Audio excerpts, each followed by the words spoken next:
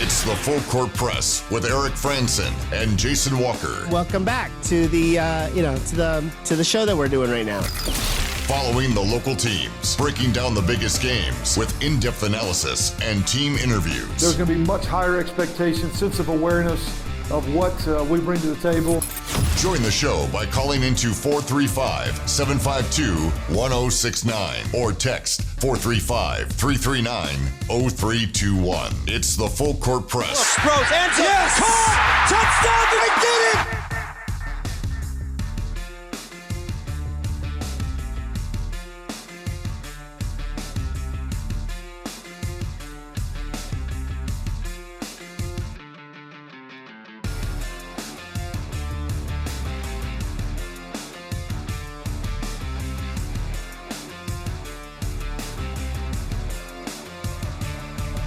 Hi. Sorry. Yes, we are here just taking care of some business here in the studio. Eric Frandsen, Jason Walker. Last second business. We always do this. Like, we will chat for a little bit before general talk, and then, 30 seconds before the show starts, I'll ask Eric a question or something like that. Well, or, the clock just kind of creeps up on us. But at least we're sitting in the studio as the clock is going down, unlike sometimes where we both run in here at, right after as it's start starting. of the 4 o'clock hour.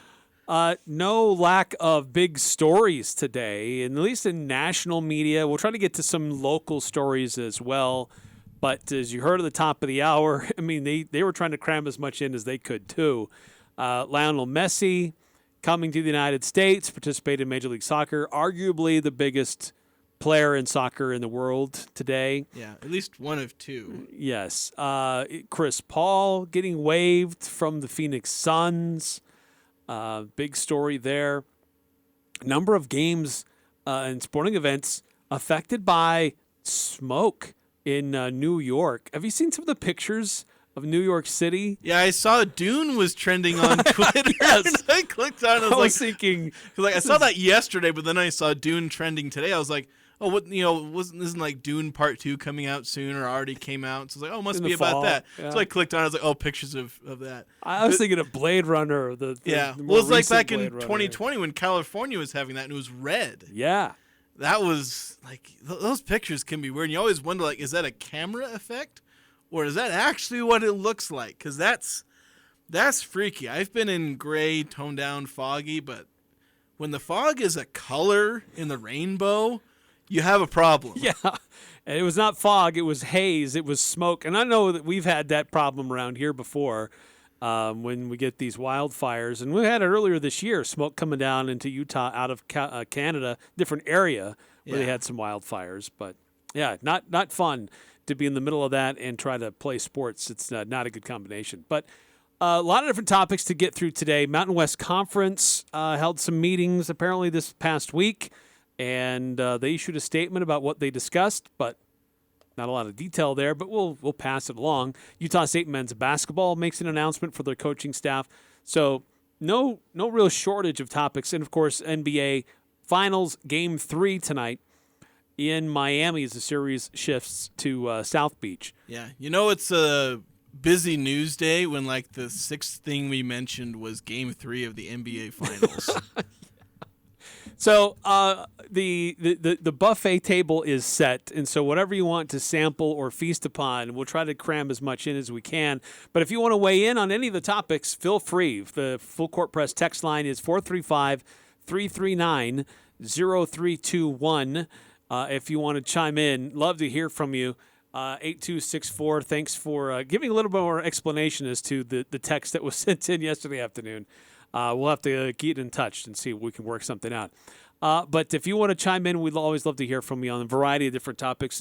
And we always like to start local and highlight local as much as we can. So, Jason, let's start out with what's going on with Utah State men's basketball. Coach Danny Sprinkle has announced another coach to his coaching staff. And if I'm not mistaken, this should be the last member of his coaching staff. Because so there's been some other announcements of people that are helping, but they're not necessarily assistant coaches. There's player development or analytics specialist. But Eric Brown announced today as the latest and probably last member of Danny Sprinkle's coaching staff. I'm not sure on that. There could be another one hired, but from what I understand, it seems to be the last assistant coach to complete his coaching staff. Yeah, maybe they bring on some other, behind the scenes, coach or analyst, but this probably will be it is the final assistant coach. I think that room is filled up in terms of guys you'll see on the bench, or at least prominently on the bench.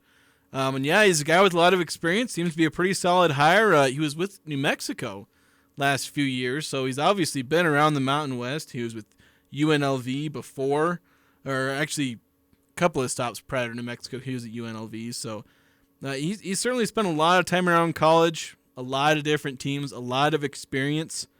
How many years did they say you have? About 20 years. Yeah, something like 20 years. So 2 decades of coaching, and has a reputation as a good recruiter. So, great, that's what we tend to say about like everybody they hire. But well, here's the thing. It's interesting. Is I noticed this a couple weeks ago. Maybe it was just last week that New Mexico announced the hiring of somebody on their staff who came from, if I'm not mistaken, Colorado State.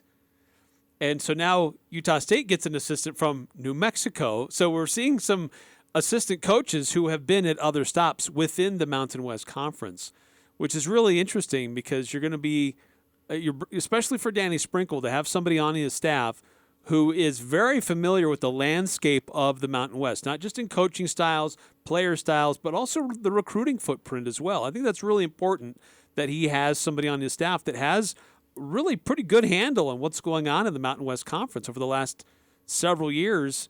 And when you combine his time at New Mexico and UNLV, it's a pretty good experience with what's going on throughout the conference. Yeah, good coaches have good assistants. That's the gospel truth.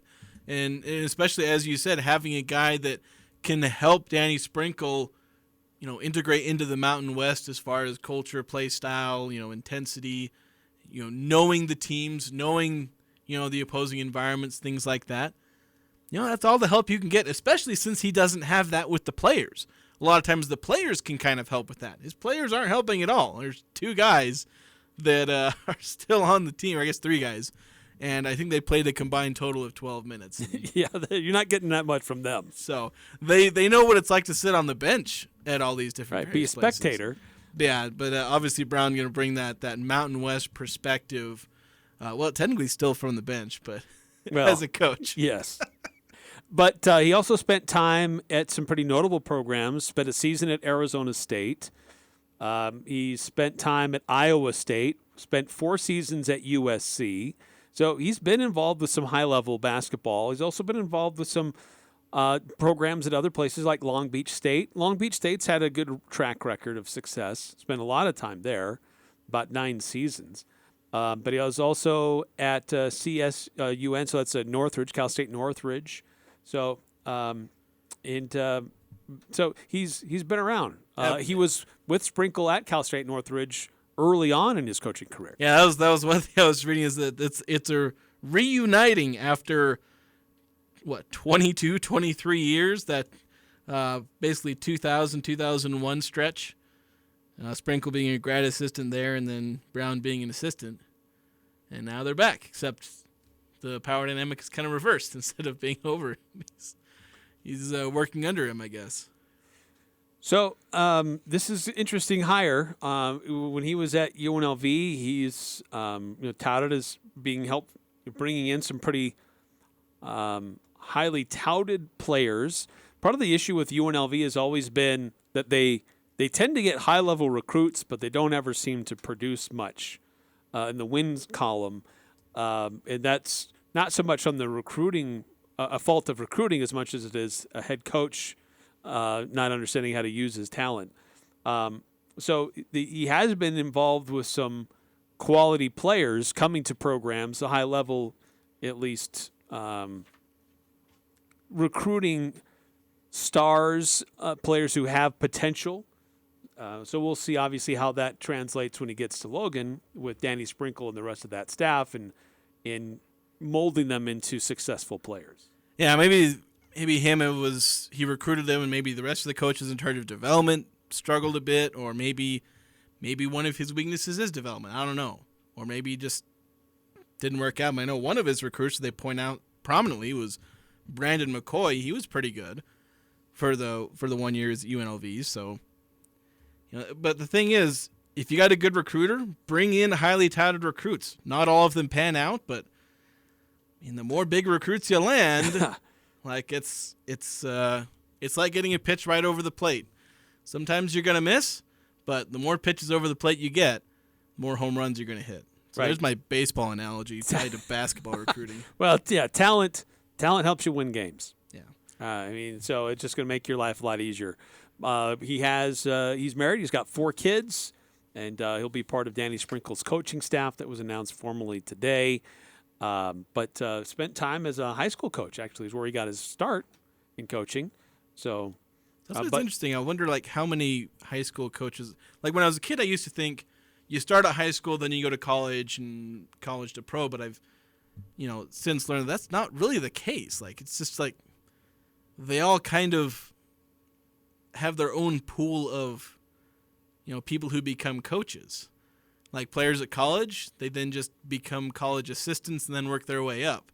NBA, they just become NBA assistants and then coaches. And high school, it's just, I don't know, just whoever wants to be. They just kind of hire them sometimes seemingly out of nowhere, but they're people who love the game and want to coach. Right, based on promise and passion and work ethic. So. It's usually passion and work ethic that's driving these high school coaches.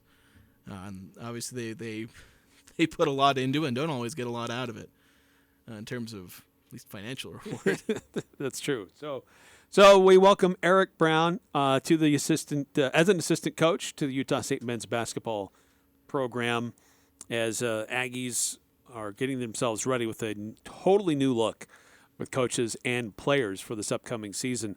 Another news of note relating to the Mountain West Conference, Mountain West just in the last 30 minutes issued a release basically saying, the board of directors, they were in Honolulu, which is really rough. Now, if you have to go to a meeting, you have to go to Honolulu. Come on, that's like a tough ask. It's a long flight. Boring destination. The Pro Bowl's not even happening right now. I know. What do you do? I guess the Pro Bowl's not even in Hawaii anymore. Not so that's anymore. even worse. So the board of directors, that's basically university presidents, but they also had a full-day session with all of the directors of athletics. So all the ADs there, university presidents were there, and they really didn't reveal a whole lot other than to say, they discussed a lot of different things. New strategic planning and branding analysis projects. Of course, the Mountain West has a new commissioner, so she's trying to get a feel for where the Mountain West should go from here. She's only been on the job a handful of months, and so this is an important time for the Mountain West, as there is expansion that has happened recently, and there are rumors of more expansion to come. So the Mountain West has to be, very careful in how it circles the wagons to protect its own, but B, looks for opportunities for growth. And I've been vocal saying I think the Mountain West missed opportunities last expansion go around to get into Texas, but. Who knows? This landscape could continue to change.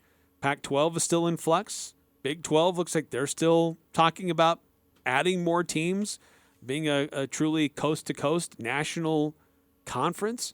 And who knows? There may be others involved in expansion as well. So the Mountain West did discuss expansion and what's on the horizon.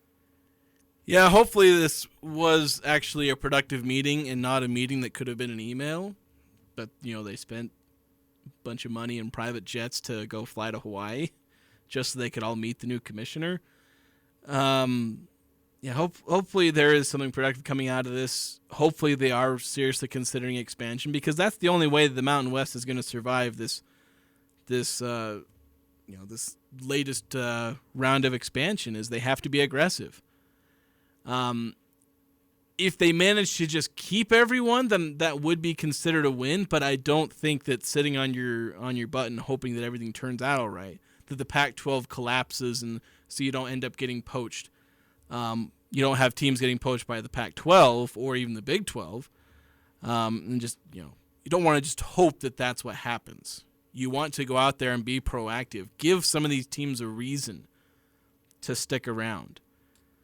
And unfortunately, I don't know if there are. We've had this conversation several times in the past. I don't know if there's any obvious routes.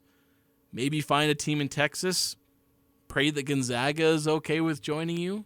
But neither of those options comes with easy or sometimes even good solutions. This release is basically just a bullet point of the topics of discussion that were held, including, I already mentioned, when they talked about new strategic planning, branding analysis. It also says deliberate discussions related to conference realignment. And this is what else was kind of interesting. They talked about the college football playoff and how that's expanding, but also efforts to engage with state and federal legislators on topics such as name, image, and likeness and student-athlete employee status. And that's been a really kind of an interesting discussion here, is if these student-athletes are considered employees, that creates a whole different ball of wax to deal with than a legal aspect. But by some of the actions that are taking place with this, you're changing the limits on how many recruits you can get in a single year, what kind of financial incentives are provided for these athletes. You look at Colorado, what they're doing on switching out a roster wholesale. I mean, this is almost like if you're not cutting it, you're going to get fired, and I'm going to go hire somebody else.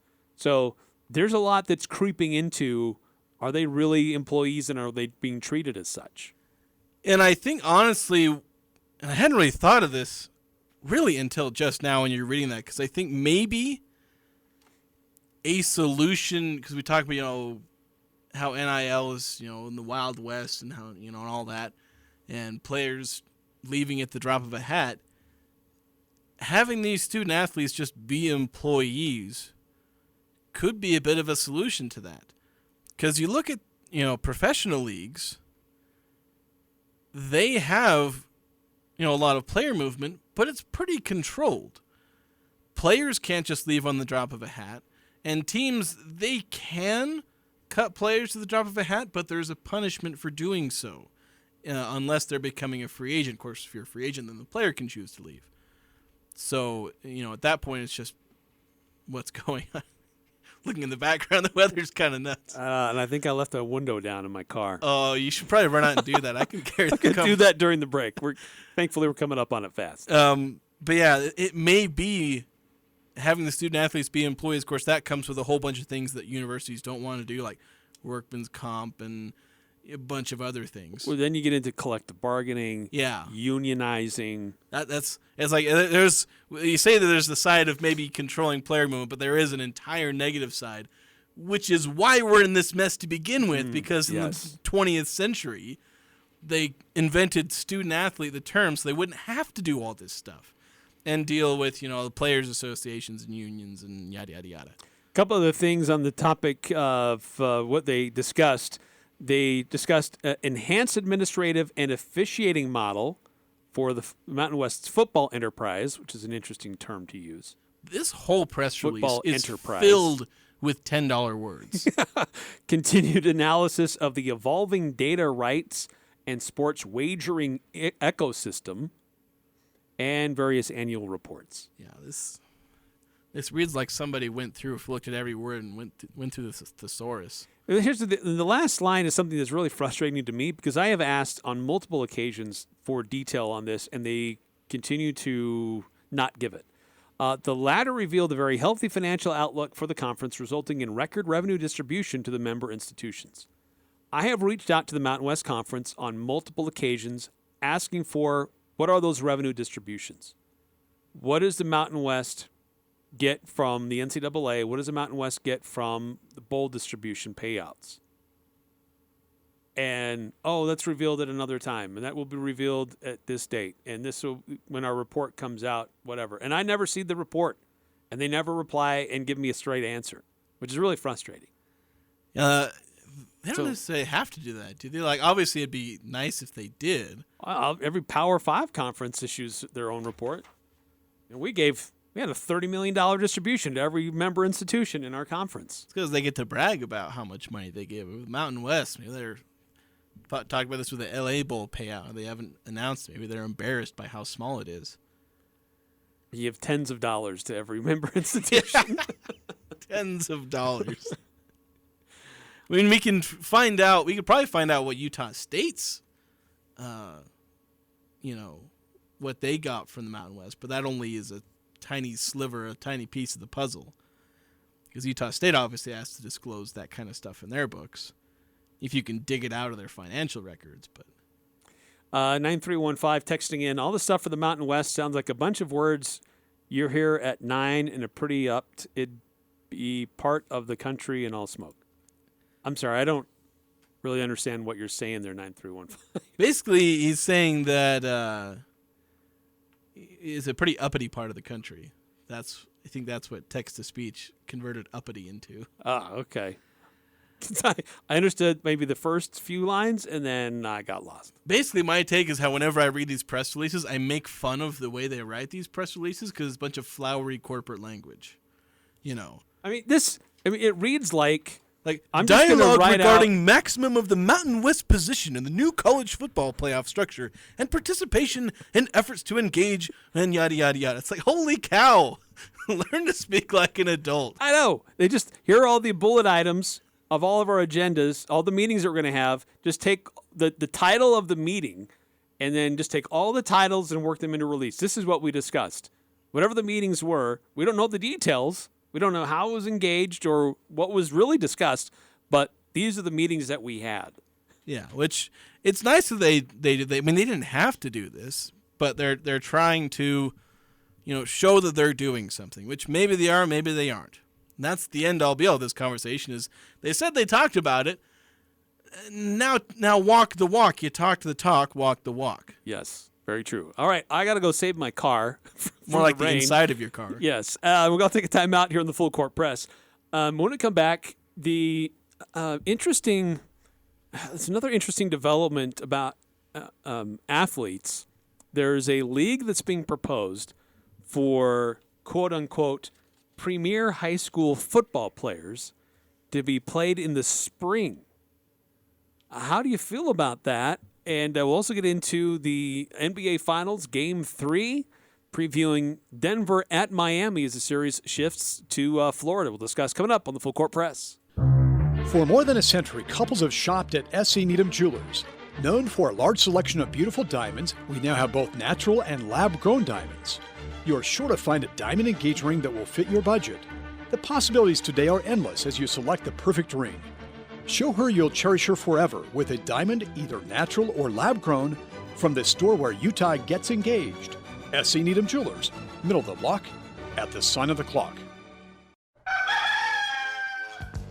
This is Jay at Daryl's Appliance. When your appliance needs service, who should you trust? May I suggest a company with 50 years of experience serving locals?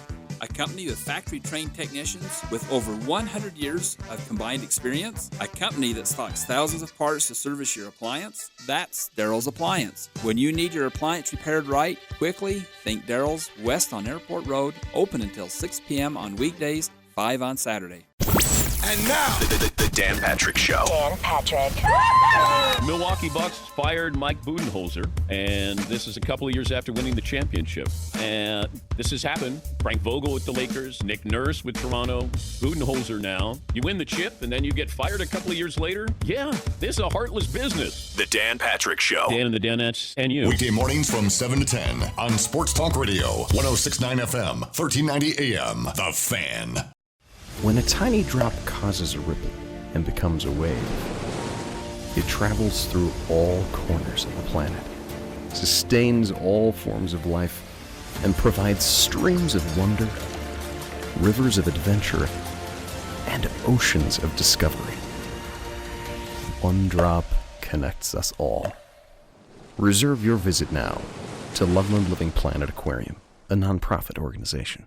Here's Chad Norton, the lawn doctor, with a tip for your lawn. The way you water your lawn makes a big difference. Water restrictions and water costs have both increased over the last few years. The Lawn Doctor offers a popular service to help keep your lawn green and healthy while watering less. One application of our HydroGuard service reduces your watering frequency by up to 1 day a week, saving you water and money. Watering help, weed, fertilizer, and pest control. Call the Lawn Doctor at 753-LAWN or go to lawndoctor.com. You may have heard that Schreiber Foods call their employees partners. Why? Because our partners own the business. You see, Schreiber Foods is the largest dairy company in the world to still be privately owned. And when you own something, you treat it differently. You help others. You care about your team. You don't answer to anyone outside the company or an investor that has no interest in you or the business. So if you're looking for stable employment, ready to be a part of and own something bigger, visit schreiberfoods.com/careers. When it comes to protecting your vehicle, you deserve the very best. This is Matt Robbins with Quality First Insurance. We believe that protecting your vehicle should be affordable and hassle-free. As an independent auto owner's insurance agency, we have access to multiple insurance carriers and will give you options to ensure you get the auto policy that's right for you. Call us today for a free quote. Auto Owners and Quality First Insurance, 752-0101. For more information, go to q1ins.com. Breaking down the biggest games with in-depth analysis and team interviews. It's the Full Court Press with Eric Frandsen and Jason Walker.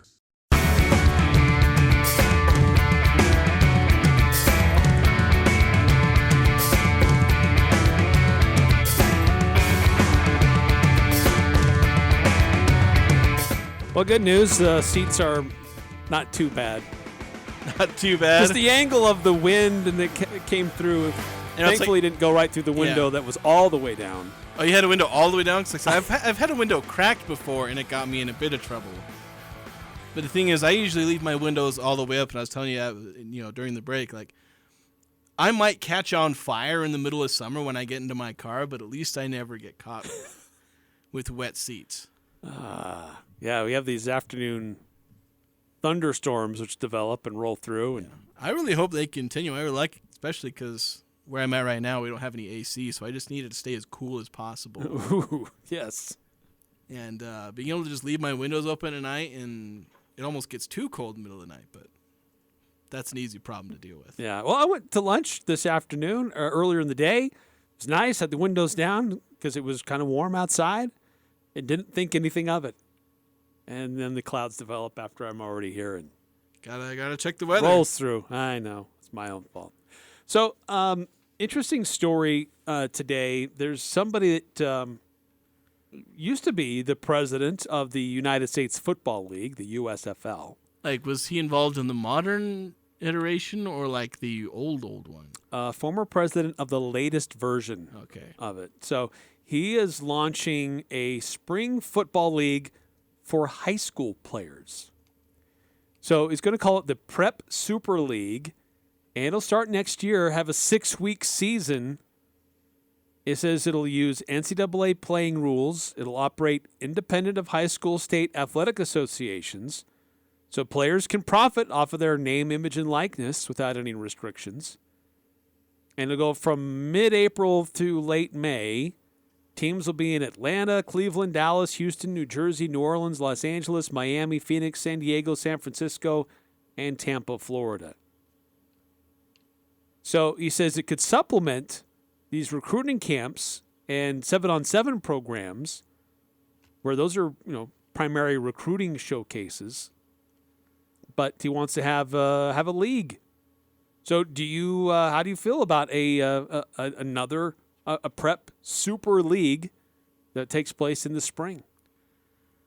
I think for a sport like football, there's been a notable amount of backlash. I think the news first kind of popped up late yesterday, and it's obviously been going today. And the backlash that's happened has been football is not a sport you play year-round or even close to year-round. Like, even sports that can kind of be played year-round, like baseball and basketball, are having negative impacts on the youth who do. Like, you can just go look up youth baseball pitchers and what's happening to them when they're pitching year-round. Football, it's a full contact sport. And playing it at a time where you're kind of supposed to be getting some rest, just literal rest for your body. That's not good for these young people. And in the moment, they're just going to hit each other and they're going to come back. Like, remember back when I was young, I could do whatever, go to sleep, wake up the next day, and you're fine. But that has a long-term impact. And so we don't want to be having the long-term impact on these youth in a full contact sport. But in terms of it working, if they can fit themselves into that niche as far as having this league become a new recruiting, kind of a new standard way that people recruit, that's where they can find success. That's where like AAU, it's where a lot of baseball traveling teams and a lot of baseball showcases, those are able to exist because college coaches use them for recruiting, and they have that draw. If this Premier League, Super League, whatever they were calling it, Prep Super League, if they can get college coaches to use those as recruiting opportunities, they're going to find some success. Of course, maybe another question of success is if they're basically insinuating that they can pay the players. I don't know where that money's coming from. Well, it's not necessarily that they will pay the players, because players have to pay to participate. They have to pay what's called a player development fee to participate in the league. But it's outside the boundaries of any high school associations, state associations, so they can benefit from name, image, likeness and not affect their eligibility. Who's giving them a name, image, and likeness to show 6 games and who's paying them NIL for that? For juniors and sophomores and seniors in high school. Well, what's the motivation? Why would you care? That makes no sense whatsoever. I agree. And you kind of touched on something that the part of the justification that this Brian Woods is trying to throw out there is look, basketball, kids who play basketball, they do AAU when they're outside of their regular season. You also mentioned baseball. Softball does travel teams. Volleyball does a lot of that too. But here's the thing. There are 7-on-7 camps that take place, and there are some other things that people who prefer or want to participate in football can do, and those are great. But what he's proposing is a full-on season, 6-game season. And that's different from a 7-on-7 camp, where you might go for a few days down at Snow College or whatever, and you're there for a weekend. Yeah, it's different from a week-long AAU tournament. Right. So, and I've heard and have talked to many coaches at Utah State, when they talk about recruiting classes or we talk about players that are coming in, they will often opine about, well, he was a good wrestler, or Matt Wells, when I talked to him, he said wrestler was the way he said it. There's 2 ways to pronounce that. He was a wrestler. Or when they would go on recruiting trips, they would go and watch these players in their other sports. I remember being we were testing some equipment at Ridgeline one year, and the basketball team was out, on the court doing some things, and there was a recruiter there from Stanford keeping an eye on the Mooney kid, who eventually went there and played football there. But he was at the basketball practice because he wanted to see their work ethic and their attitude outside of the designated sport in which they play. So it happens a lot. So I've heard a lot of coaches prefer kids who are multi-sport athletes, and they don't really like the way things have been moving over the last 10 years of just crazy hypersensitivity to just focusing on one sport and starting at a very young age and just only sticking with that one sport. Yeah, and I think mostly if you're just playing that one sport year-round, you're not getting rest. That's where, to me, I had the biggest problem. For me, the benefit of being a multi-sport athlete was kind of the benefit I always liked in playing a lot of different sports. It's fun to play sports, so I just play the one, whatever. It's like when people ask me, what's your favorite sport? And I say, well, it depends on what time of year it is, because it's whatever's happening at the time. But the thing is, when trying to make this league and find that niche, if you're trying to you need to be better than what's already around. With these spring football leagues, like when the AAF, or I always forget what it's called, that spring league that failed like 2-3 years ago. It was trying to become a developmental league to the NFL, but the NFL already had a system that worked. I mean, then I think, what was it, LeVar Ball, he tried to form some, he like his own, like kind of similar to this Super League, premier for high school recruits, but you can get paid and all that. But he was trying to replace something that was already working. Sure, maybe kids can't get paid in high school or maybe even freshman year of college, but he was trying to replace something that was already entrenched. Can this league beat out the entrenched system of recruiting where they go and watch them, during the high school season, or they go watch them and these other things, where the 7-on-7 showcase they do? Can they get coaches to buy into this? Because I guess with the format they're using, they're saying, all right, you got to pay money to come do this, and the reason you're going to come do this is because if you want to be a premier player, then you have to come here. Right, and it's also crowds in the way of a lot of universities will have team camps or big man camps or quarterback camps or wide receiver camps, what have you, on their own campuses where a lot of these athletes will go, and that's a big recruiting tool. They provide coaching and instruction, but they're also developing relationships with these players. Yeah, and it can help them, find diamonds in the rough, which... Yeah, true. That may end up being the selling point of this, because he's saying we're going to draw on 4- and 5-star recruits. 4- and 5-star recruits don't need this. And they really shouldn't. I would tell any 4- and 5-star recruit, or if you think you're a 4- or 5-star recruit, don't go to this. Right, because they're going to start trying to get them into this program when they're sophomores. Yeah. So as they're coming into their junior year. Not many sophomores get a lot of big playing time or get noticed. They're not physically developed. Yeah, so they're going to be looking at the under-the-radar guys. That's the incentive. Because if you're super talented to be a 4- or 5-star recruit, even as a sophomore going to junior, senior, like, Alabama knows about you. Everybody knows about you if you're a 4- or 5-star recruit. Participating in a 6-week Super League ain't going to raise your stock as a 4- or 5-star recruit. It's those 2- or 3-star kids that might want to buy into something like this. Buried at the bottom of the story is a piece that I find fascinating. It's one of the other reasons for creating this league. He says the transfer portal has created a tougher environment for high school prospects to get noticed, basically. Yeah. And we talked about this could be a big problem, especially for premier football programs. They will look at the transfer portal more often and more readily to get players who are already on a college campus, already playing college football, already developing at the college football level, and filling immediate holes, perhaps more so than taking a development project out of high school.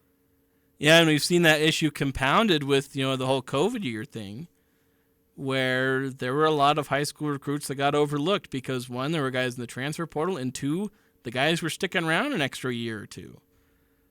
So, and I don't know how much the COVID year thing will wear off, but maybe in terms of getting noticed by Power 5, maybe.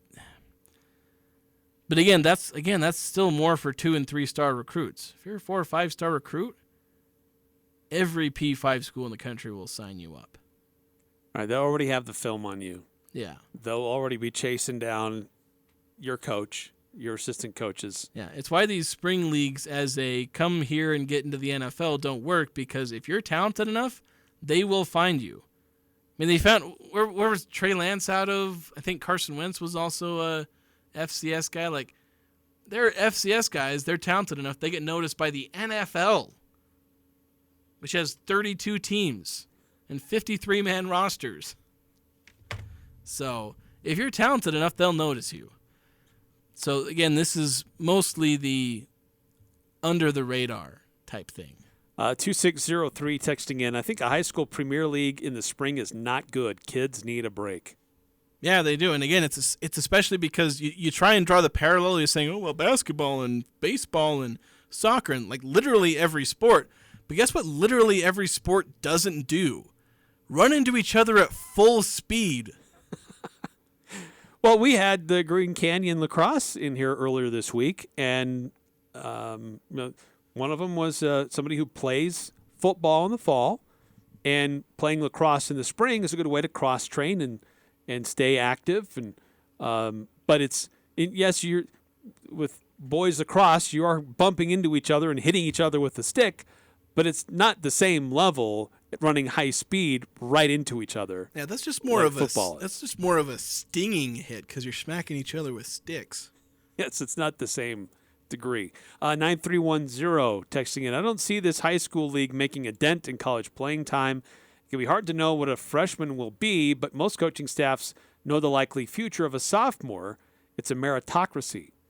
Ziggy Williams was a miss by Alabama and was a miss by USU. Yeah, it happens. There's misses in recruiting. Yeah, he was a 4-star recruit out of high school. There's a lot of 4-star recruits. Limited playing time at Alabama. Came with a lot of promise to Utah State, filling an immediate hole that needed to be filled, and it didn't work out here either. Yeah, basically a no-show. So yeah, it'll just be interesting to see if this league can last long enough.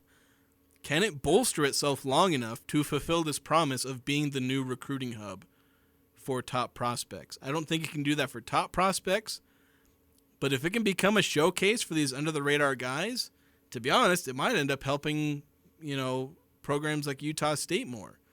Because these big programs, how much money they're spending on recruiting and sending coaches all across the United States to find, every great prospect, they found just about every great prospect. Right. What's not being accomplished during the regular season that you feel like this will accomplish it? Yeah. That's what I don't understand. This is like, we're going to provide better opportunities for these players to get noticed. Yeah. And it's like, we're going to bring in the top recruits. Well, how do you know who the top recruits are? And if you know who the top recruits are, guess who else knows who the top recruits are? Yeah, that's right. So what's the point? And look, it's 6 weeks and there's 12 markets. That's significant. You're going to travel across the country for these games. That's not cheap. Yeah, I don't know where the money's coming from. Yeah, to make this happen. That's the thing. I don't know if this is going to work. But we'll see. See if the former president of the USFL is able to pull this off. Maybe he can. I shouldn't throw doubt out there too early, but there is a path for him to be successful. I'm skeptical, but at least there's a path and it's possible. So if you can make it work, man, the world's your oyster. Go for it. So 2603. I'm off to Hawaii tomorrow, and I'm not going to see the next word. So see you cool dudes in a week. At least he didn't actually say it. He said the Utah version of it. Yes. All right, got to take a time out here in the Full Court Press. Is 2603 a athletic director? Maybe. Well, they just got back from Hawaii, yeah. So we got Game 3 of the NBA Finals tonight. It's on ABC. We'll discuss what could happen, and love to get your thoughts. And a Would You Rather Wednesday with another interesting news item today in sports. Would you rather, or would you have this player on your team given the opportunity? 435-339-0321. Hello, I'm Zane Johnson, personal banker and operations manager at Cache Valley Bank. With nearly a decade of banking experience, I enjoy meeting new people and helping them with their banking needs. I have a reliable team who demonstrate the personalized attention and exceptional service you deserve. Come visit the Smithfield branch and ask for Zane, or give me a call to see what opening an account with Cache Valley Bank can do for you. I look forward to meeting you. Hablo Español, Cache Valley Bank, member FDIC. We all know moms rule the world, but dads are important too. Do something special for Dad this Father's Day. Pick him out a watch to fit his personality from Jerix. We feature watches by Citizen, Bolova, unique wood watches by Tree Hut, and our own one-of-a-kind custom brand Jerix fine jewelry timepieces. Or maybe your dad would like a tie bar, chain, bracelet, or how about a special ring with your name engraved on the inside? Let Dad know how special he is. Jerix fine jewelry. Make it special, make it Jerix. Advanced Fireplace and Stove wants to thank you for voting them 2 years running the gold medal winners in the Best of Northern Utah contest. With over 35 display models in their showroom, their goal is to make the process of making your home comfortable and cozy an easy experience. With premier brands like Napoleon and Dimplex, they have something for every style, every home, every budget. Building or renovating, they've got you covered. Advanced Fireplace and Stove, where comfort is their business.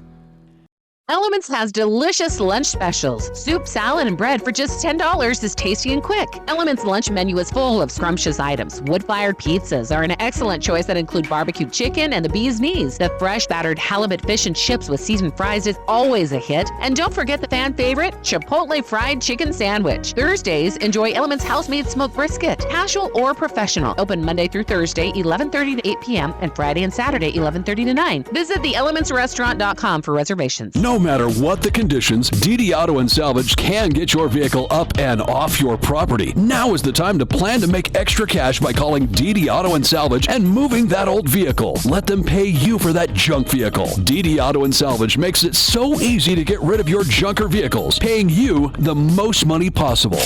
If you have metal, DD Auto and Salvage in Logan wants to pay you today. Call 787-1204. That's 787-1204 today. See store for details.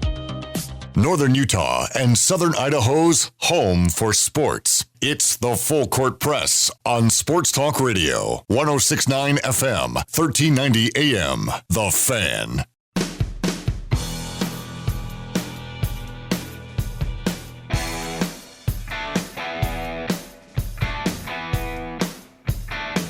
Eric Frandsen, Jason Walker here on the Full Court Press. 435-339-0321 if you want to chime in. We've been talking about the new addition to the Utah State men's basketball coaching staff. Eric Brown joins Danny Sprinkle. Mountain West Conference had some meetings in Hawaii. They just released just a bunch of bullet points of what their agenda items were. We really don't know what they talked about. There's a proposal to start a super league for high school, prep super league for football players in the spring. Can you really call that a super league? Because they're not even that good at this point.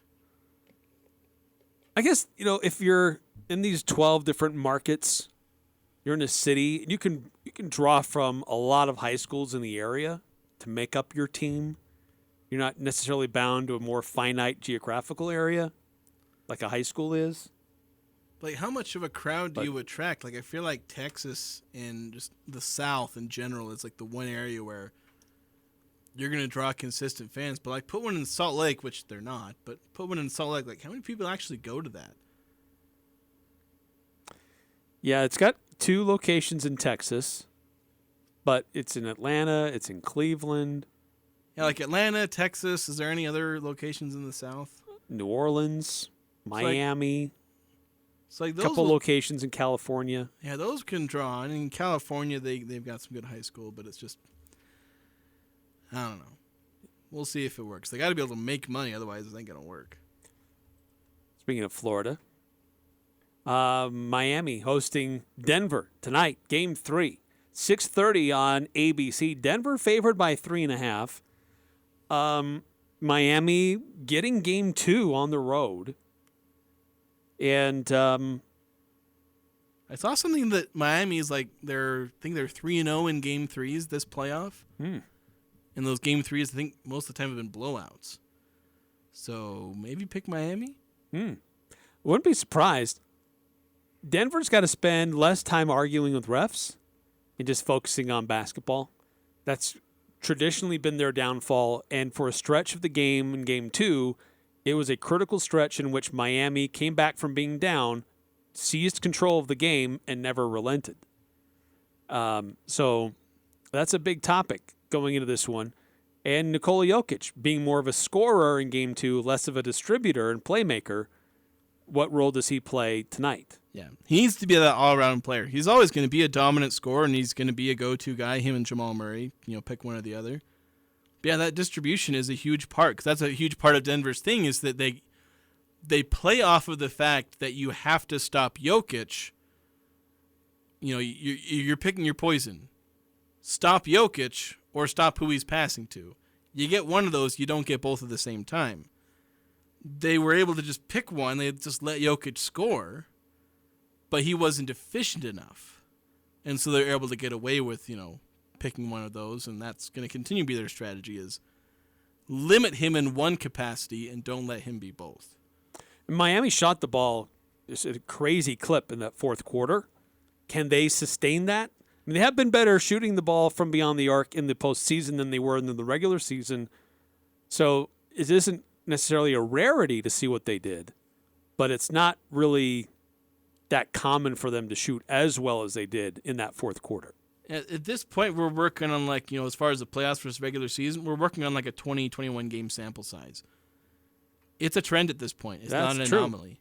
So don't bank on them shooting worse. You got to force them into it if you're Denver. Your predictions, love to get them for Game 3 tonight. It's going to be in Miami. Denver is favored by 3.5, 6:30 on ABC.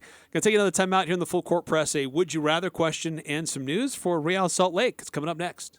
Forget the weather this summer with York Home Comfort Systems. Now's your chance to get local rebates, financing options, and industry-leading manufacturer-backed warranties on your new home comfort system. Plus, you can get up to $2,000 in tax credits with IRA 25C federal tax credit. Installing a York Home Comfort System's even more affordable. Maximize your savings and forget the weather this summer. Advanced Heating and Air Conditioning Showroom is west of DI. Online at advancedheating-ac.com.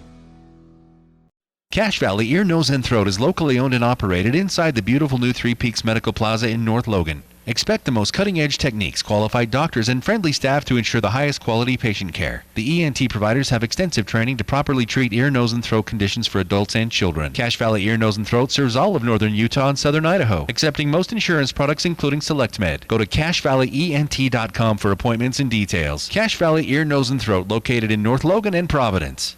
Experience Sunday brunch at Prodigy Brewing on Center Street. Churro French toast, beignets and berries, and everyone's favorite chilaquiles. A delicious combination of eggs, house-made enchilada sauce, tortilla chips, avocado, and pico. Brunch has an all-new meaning of tasty when you visit Prodigy Brewing. Served Sundays 10 a.m. to 4 p.m., Prodigy's atmosphere is vibrant, energetic, and friendly. Whether it's with family or friends, Sunday brunch at Prodigy Brewing is a delicious experience. Prodigy Brewing, exceptional food, extraordinary service, and family-friendly on Center Street in downtown Logan.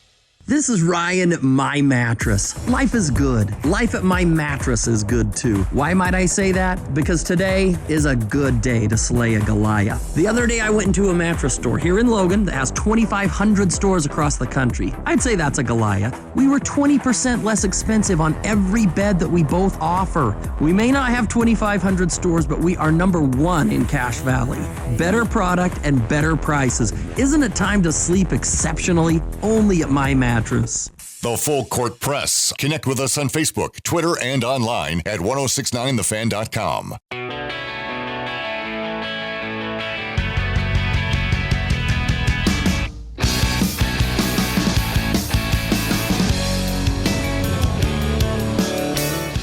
Hey, if you need work done on your vehicle, Napa Auto Parts can recommend a few Napa Auto Care Center or car centers.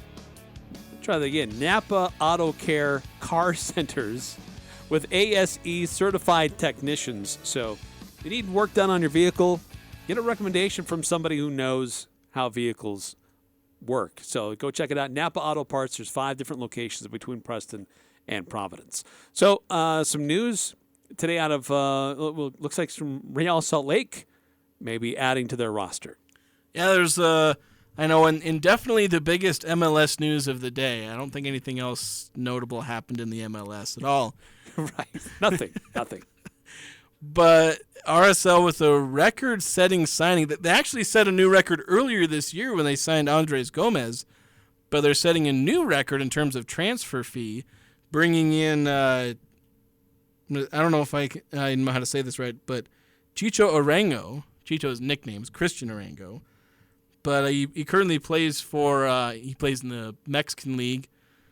He did spend 2 seasons with LAFC, so you may remember him.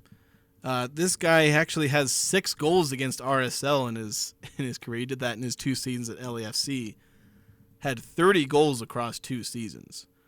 So this dude's a striker. He's the guy that, if you've been following RSL, everyone's been begging for, we need a center forward, or you may have heard it, we need a number 9, if you know soccer jargon. This is basically the guy every RSL fan has been wanting the club to sign for like 6 years. So finally they get a proven scorer instead of signing some random guy out of some random European or Central American league who's scored like 10 goals in his career. They're bringing in a guy who, over the course of 50 games in 2 seasons, scored 30 goals. A proven scorer. He knows how to find the net. Yeah, which is, again, something RSL needs. And so they're beginning to kind of fill out their roster because, they signed had the record-setting guy for a midfielder. They've got some good defenders, got some young up-and-comers. So this is another guy who can help RSL be a little more up-and-coming. Now, he's not going to join the team for a while because the transfer window doesn't open for a while, which is when they can sign like free agents and trades and whatnot. It works differently in soccer, but basically they can officially sign him and bring him on in a few weeks when the transfer window opens. But the agreement seems to be getting reached around now. Oh, it's exciting news for RSL. Hopefully getting a little more offense for their team. Thanks for tuning in. We'll be back tomorrow. I'm Dan Patrick, and this is Above the Noise. After nearly a year of bitterness and legal battles, the PGA Tour and Saudi-backed LIV Tour are now officially in business. The news comes as a surprise to a lot of us. LIV has been viewed as a major threat to the purity of the game, and the PGA has put an emphasis on loyalty and a sense of patriotism. Well, that mentality helped the Tour keep some of its top players. The two leagues coming to an agreement on a merger will no doubt create a more competitive atmosphere. But after constantly attacking LIV due to the connection to Saudi sports washing, the hypocrisy in the new agreement is evident. The PGA removed players' tour cards for joining LIV and was persistent on giving players lifetime bans for jumping ship. Now the PGA has done exactly what they warned their players not to do. Not to mention, the league didn't even have the courtesy to inform their players on the agreement. It's not a good look for one of America's most historic sports leagues. I'm Dan Patrick, and this is Above the Noise.